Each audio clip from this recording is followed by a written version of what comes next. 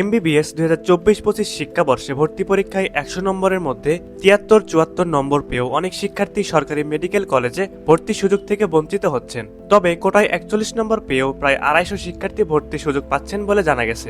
এ বিষয়ে সামাজিক যোগাযোগ মাধ্যমে সমালোচনা ঝড় উঠেছে। ক্ষোভ প্রকাশ করেছেন বেশি নম্বর পেয়েও বঞ্চিত শিক্ষার্থীরা। গত রোববার 19 জানুয়ারি এমবিবিএস ভর্তি পরীক্ষার ফল প্রকাশের পরই কম নম্বর পেয়ে ভর্তির সুযোগ পাওয়ার খবর সামাজিক যোগাযোগ মাধ্যমে আসতে থাকে। বঞ্চিত শিক্ষার্থীরা সহ অনেকের মধ্যে দেখা দিয়েছে ক্ষোভ। মুক্তিযোদ্ধা কোটায় 41 নম্বর পেয়ে ভর্তির সুযোগ পাওয়ার বিষয়টি নিয়ে ক্ষোভ জানিয়েছেন বৈষম্য বিরোধী ছাত্র আন্দোলনের নেতারাও। ছাত্র জনতার অভ্যুত্থানের পরও কোটা বহাল রাখার সিদ্ধান্ত ভালো হয়নি বলে মত তাদের।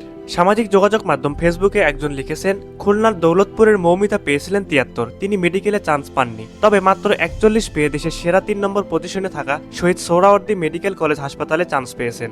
জাতিকে এখন জানতে চাইবে কোন কারণে 41 পাওয়া মেধাবী 73 পাওয়া অমেধাবীকে হারিয়ে মেধা তালিকায় সেরা 3-এর মধ্যে ঢুকলেন।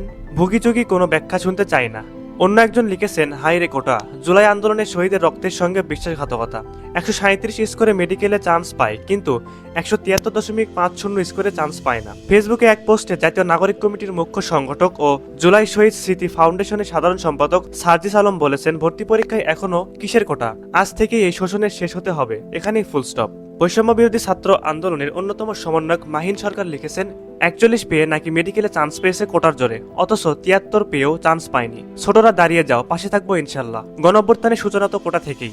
এ বিষয়ে জানতে চাইলে স্বাস্থ্য শিক্ষা অধিদপ্তরের অতিরিক্ত মহাপরিচালক অধ্যাপক ডক্টর রুবিনা ইয়াসমিন গণমাধ্যমকে বলেন, কোটার বিষয়টি ভেরিফাই করা হবে। কোটার কাগজপত্র 23 থেকে 24 জানুয়ারির মধ্যে আনার জন্য প্রার্থীদের নির্দেশ দেওয়া হয়েছে। কাগজপত্র দেখে কোটার ফলাফল চূড়ান্ত করা হবে।